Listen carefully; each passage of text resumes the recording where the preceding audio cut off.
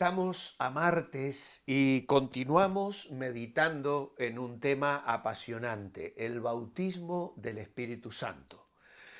Hubo varias ocasiones registradas en el libro de los Hechos similares a Pentecostés, tal como el denominado Pentecostés samaritano.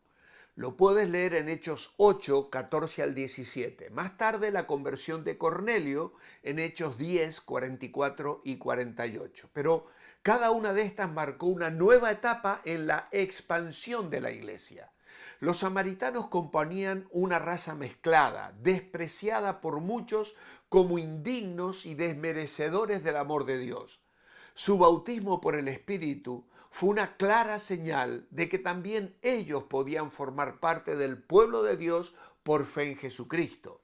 Cornelio era un gentil y su conversión marcó un paso más en la expansión del Evangelio. El bautismo del Espíritu que se produjo en él y en su casa demostró de manera concluyente que el amor de Dios también se hacía extensivo a los gentiles. En vista de todo esto, ningún cristiano debe sentirse obligado a esforzarse, a esperar u orar para obtener el Espíritu. Ya lo ha recibido, no como resultado de luchas o afanes, agonía y oración, sino como un inmerecido y no ganado don de gracia. Scroggie, un maravilloso escritor, dijo una vez: en el día de Pentecostés, los creyentes, por el bautismo del Espíritu, se constituyeron en el cuerpo de Cristo. Y desde entonces, todo creyente en forma individual y toda alma que acepta a Cristo en simple y sencilla fe, es hecho en ese momento y en ese acto participante de la bendición del bautismo. No es, por lo tanto, una bendición que el creyente ha de buscar y recibir en una fecha posterior a la hora de su conversión. Ahora, hay tres posibles excepciones que vamos a explicar. Las hemos mencionado algunas de ellas. Acabamos de manifestar que todos los creyentes cuentan con el Espíritu Santo que viene a morar en ellos en el instante de su regeneración o conversión. Sin embargo, algunos sostienen que el libro de los Hechos de los Apóstoles da varios ejemplos de personas que no recibieron el Espíritu Santo en el momento de creer. Por el contrario, estas personas afirman que estos incidentes indican que ocurre un bautismo con el Espíritu posterior a la incorporación del creyente al cuerpo de Cristo. A este respecto, vamos a mirar estos tres pasajes. No intentamos responder a todos los interrogantes que se plantean sobre estos pasajes, pero nuestros estudios nos han permitido sacar algunas conclusiones que creo serán útiles para quienes plantean dudas en relación a ellos. El primero de estos pasajes lo hallamos en Hechos 8, capítulo que relata el viaje de Felipe a Samaria. Allí les predicó a Cristo a los habitantes y realizó algunos milagros. Los samaritanos se sintieron emocionalmente conmovidos. Muchos de ellos hicieron profesión de fe y fueron bautizados. Los apóstoles en Jerusalén se preocuparon a tal grado por lo que ocurría en Samaria que enviaron a dos de sus dirigentes, Pedro y Juan, para investigar el asunto. Hallaron un gran revuelo y una notoria disposición para recibir el Espíritu Santo. Y dice el versículo 17, entonces les imponían las manos y recibían el Espíritu Santo. Ahora, comparando escritura con escritura, descubrimos de inmediato un hecho extraordinario en este pasaje. Cuando Felipe predicó en Samaria, fue la primera vez que el Evangelio se predicaba fuera de Jerusalén. Sin duda alguna, porque los samaritanos y judíos desde el antiguo eran enemigos enconados. Y esto nos da la clave para entender por qué el Espíritu fue retenido hasta la llegada de Pedro y Juan. Fue para que vieran con sus propios ojos que Dios recibía aún a los odiados samaritanos que creyeran en Cristo. No habría ahora duda alguna al respecto. Y los samaritanos reconocerían la autoridad espiritual para la enseñanza, el crecimiento y la madurez que recibirían de los hermanos de Jerusalén, de los judíos, de los apóstoles. Ahora, lo que ocurrió cuando el Espíritu del Señor tomó a Felipe ordenándole que fuera a Gaza, él testificó al eunuco etíope y el etíope creyó, recibió a Cristo, fue bautizado en agua.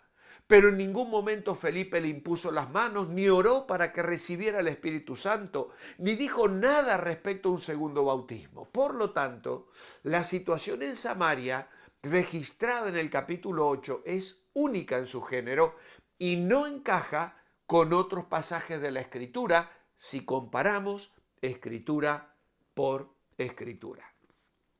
Un segundo pasaje que a ciertas personas resulta difícil entender es el que trata de la conversión de Saulo en el camino a Damasco en el siguiente capítulo, Hechos 9.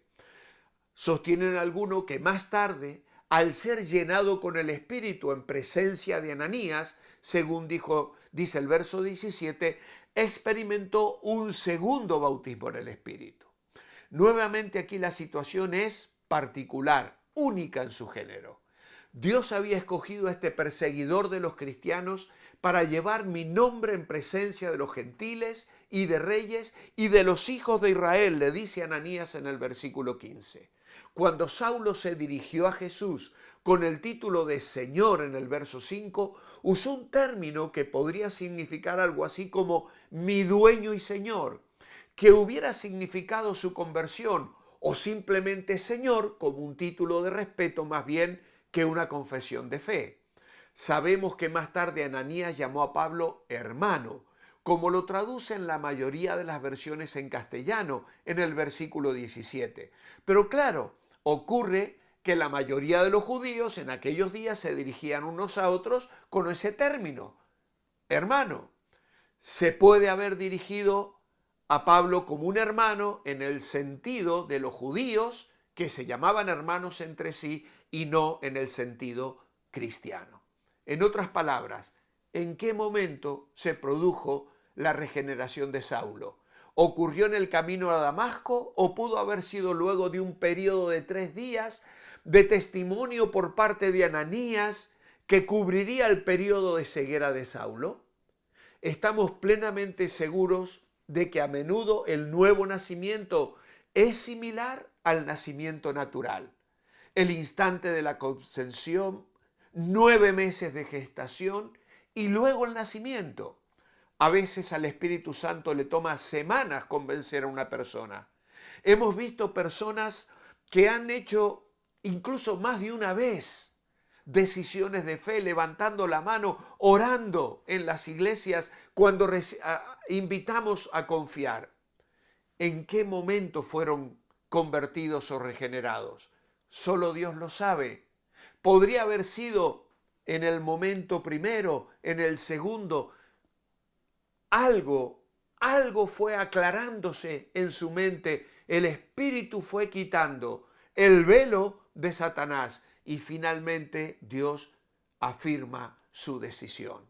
En Hechos 9:17 dice que Pablo habría de ser llenado con el Espíritu Santo. Y no se utiliza aquí la palabra bautismo. Cuando fue llenado tampoco se nos dice que habló en otras lenguas. Nuestro argumento es que aun en el caso de que Pablo hubiera sido regenerado en el camino a Damasco, su posterior llenado no es expuesto como un segundo bautismo.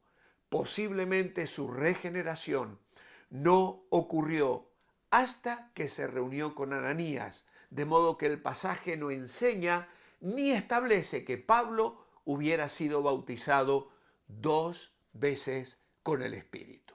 Y finalmente tenemos un tercer pasaje que trae controversia en Hechos 19, del 1 al 7. Pablo visita Éfeso, encuentra 12 discípulos profesantes que no habían recibido al Espíritu Santo.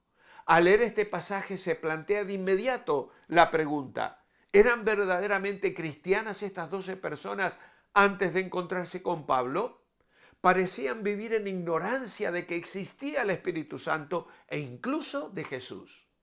Además hablaban del bautismo de Juan. Por cierto que Pablo no reconoció su anterior bautismo como base suficiente para llamarlos cristianos. Les exigió el bautismo por agua en el nombre de Cristo. Probablemente miles de personas oyeron de Juan y de Jesús en esos años. El bautismo de Juan les había dejado una profunda impresión, pero el lapso comprendido entre entonces y su encuentro con Pablo habían perdido todo contacto con las enseñanzas de Juan y de Jesús. Nuevamente aquí tenemos una situación particular y única en su género. El simple hecho de que el apóstol los interrogara tan minuciosamente indica que dudaba de la autenticidad de su conversión. Pero aún hay que tratar con el verso 6 del capítulo 19, donde dice: y habiéndoles impuesto Pablo las manos, vino sobre ellos el Espíritu Santo y hablaban en lenguas y profetizaban. Merrill Tenney, un doctor teólogo, denomina creyentes tardíos. Lo interesante del caso es que todos estos sucesos ocurrieron simultáneamente.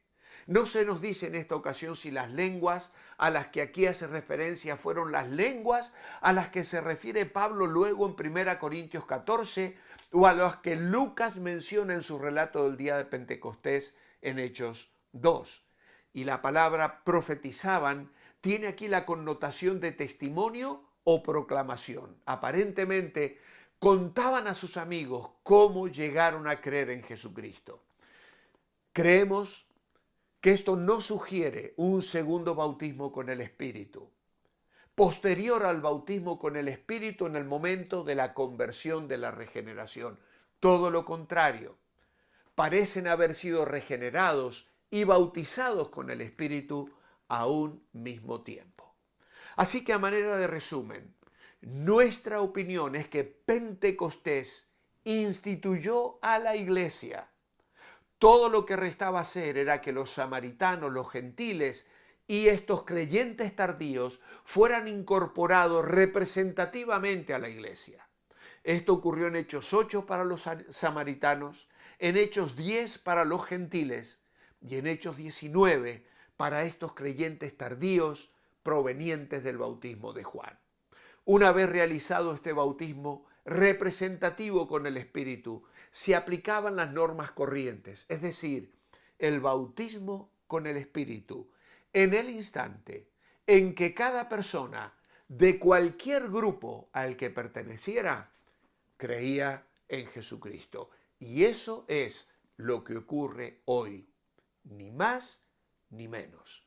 El día que has creído en Cristo, has sido bautizado en el Espíritu Santo, en el ambiente donde domina otro.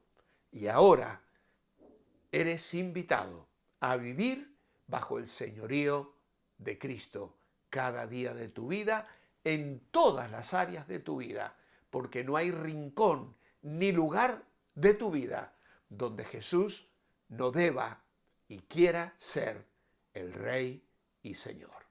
Gracias, Padre, por estas verdades. Ayúdanos a comprenderlas, a aplicarlas en nuestra vida, a gozarnos en ella y a vivir en esa dignidad de haber sido bautizados en el Espíritu Santo. Te alabamos y adoramos hoy. En tu nombre, amén. Manteneos bendecibles y mañana miércoles, si Dios quiere, nos reencontramos en este devocional.